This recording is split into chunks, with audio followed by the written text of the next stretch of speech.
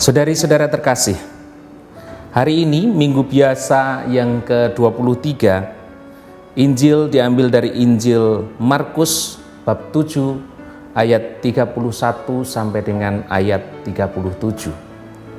Yesus menyembuhkan orang tuli. Orang yang tuli biasanya juga bisu, maka ada istilah bisu tuli. Orang yang tidak bisa berbicara dan orang yang tidak bisa mendengarkan. Dan Yesus menyembuhkan seorang yang tuli. Prosesnya adalah dia membuka telinga dan kemudian terlepaslah pengikat lidahnya. Mengapa membuka telinga terlebih dahulu dan kemudian terlepas pengikat lidahnya?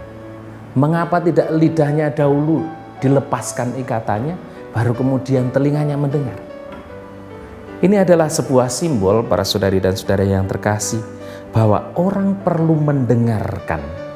Orang perlu bisa mendengar, dan kemudian orang setelah mendengarkan, dia berani untuk berbicara, dia untuk berani mewartakan yang benar.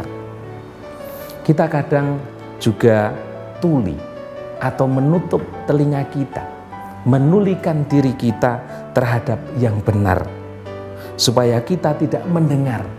Lebih baik saya menutup telinga saya, supaya saya tidak mendengarkan apa-apa, supaya saya tidak perlu mewartakan sesuatu yang baik, supaya saya tidak perlu memberitakan yang baik kepada banyak orang.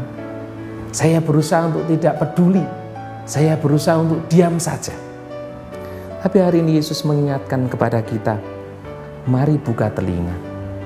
Dan setelah membuka telinga, mari mendengarkan dengan baik, dan kemudian mewartakan dengan baik juga.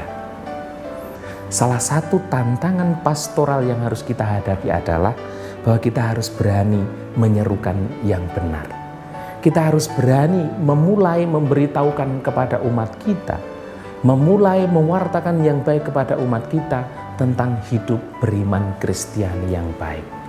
Bukan hanya sekedar pertama-tama bagaimana hidup kebiasaan, tetapi bagaimana hidup iman itu sungguh-sungguh diwartakan, sungguh-sungguh dihayati di dalam kehidupan kita. Maka para saudari dan saudara yang terkasih, betapa pentingnya membuka telinga, betapa pentingnya mendengarkan yang baik di dalam kehidupan kita, supaya kemudian kita juga bisa mewartakan yang baik, menjadi pewarta kebaikan, menjadi teladan kebaikan bagi setiap orang. Sebagai seorang Kristen, seorang Katolik, kita diajak, kita diundang untuk kemudian menjadi pewarta sabda, menjadi pewarta kabar gembira di dalam kehidupan kita.